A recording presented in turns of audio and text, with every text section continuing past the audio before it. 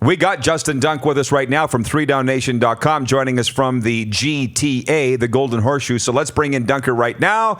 And we got him from Tim Hortons Field. I can see site of the Hall of Fame ceremonies tonight. Good morning, Justin. How are you? Good, guys. Got a nice shot for you behind me. Yeah, that is outstanding. It looks great. Justin, 2 years ago, I was in Hamilton for that same induction that you're going to tonight. It was one of the greatest top 10 nights, I would say, of my life. What's the buzz tonight for the induction with one of our faves, Jim Hopson, going into the Canadian Football Hall of Fame? I would say there's a lot of buzz around Hopson, and obviously that Grey Cup that he won was against the Hamilton Tiger Cats in 2013 on home soil. And then John Cornish, a lot of people curious to see him get inducted and what his career has meant in terms of a Canadian running back doing damage in the CFL. What's the buzz in Hamilton for it? I mean, that night that I was there, it was a beautiful night. It wasn't that well attended. Is there buzz because there isn't a huge Ticat flavor to tonight's induction class? You know, that might have it a little lower than normal, but I still think, you have a Terry Greer, a John Cornish, like you said, a Jim Hopson, Swervin, Mervin Fernandez is going in too. He was on the local station CHCH that I do some work for as well. So I think that generally overall there is a buzz about it, but whenever you have a Ticats in the mix and it's Hamilton, it would definitely be more palpable, but you can still feel it in the city. Justin, because you are in Hamilton, let's talk about the Ticats. What was their take coming out of the loss here last week, 24-19 in Regina, a game which was a 5-point differential with their backup quarterback? Were they down after that game, or did they take some positives out of it?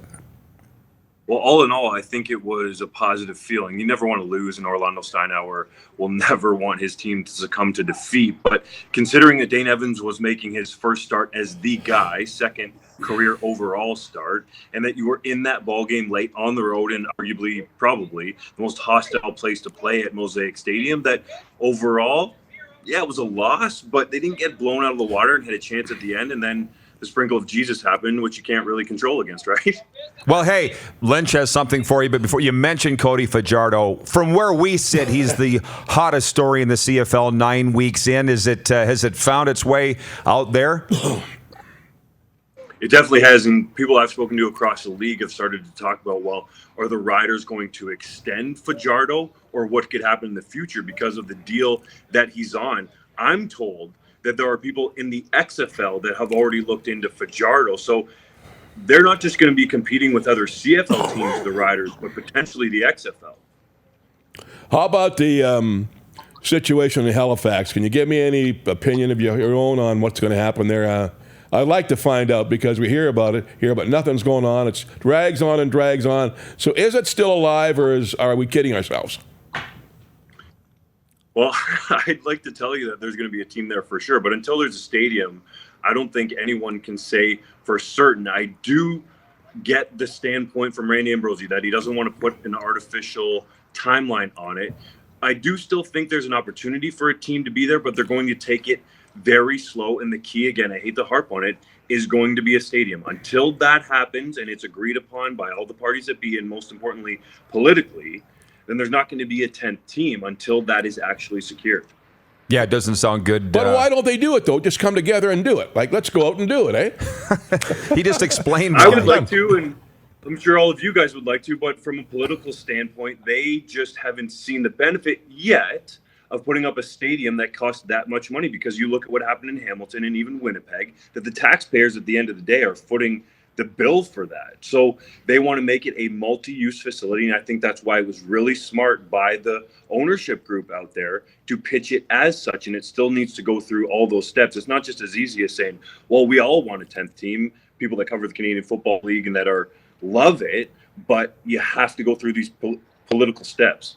3 Down Nation's Justin Dunk with us. Canada's Adam Schefter from Tim Hortons Field in Hamilton, site of the Hall of Fame induction tonight. NFL training camps are on. Justin, I know you're watching them, following them closely, but probably not as closely as a lot of the scouts of CFL teams. What's lurking there? Any names that we might see end up in Canada, or is it too early to tell yet? It might be a little early to tell, but Samuel Guavin from the Riders, obviously last year made an impression, has continued to do so at Miami Dolphins camp. I get the sense that he could make the roster down there. And a lot of people making some noise about Alex Singleton. He's earned it. Some of the headlines that are coming out of Eagles training camp. And then just last night, Markin Michel, the former Stamps receiver, takes his first catch in the preseason, 75 yards for a touchdown. So some of the players with CFL connections making plays and trying to stay on the roster. I still think it's a little early to be able to say, well, this guy's going to stick, that guy's not going to stick, although most of them are at longer odds. But I still think that we'll see some back here, but there'll be a couple that make rosters down there too. Good morning, Justin. Addison Richards here. Just changing gears a little bit. I know you're a big U Sport guy, U Sport supporter. My Rams are kicking off camp today. Who are you watching this year? If you had 3 names from all across the country, who are you watching this year going into next year's draft? You're asking a former Canadian quarterback, so I got to go with Adam Sinagro, the Calgary Dinos.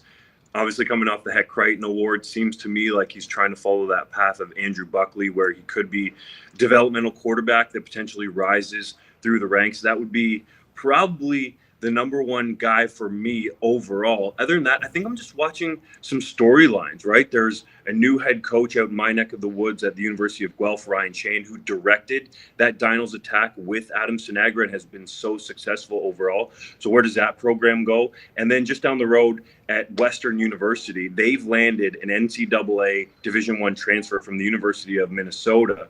Jonathan Femi Cole, a big, bruising, fast running back, is going to be with the Mustangs. They know how to run the route well. So to me, that would be potentially the number one running back in the 2020 CFL draft class. So another guy that you need to keep an eye on. Do we actually have a race in the CFL this year, do you think? Possibly?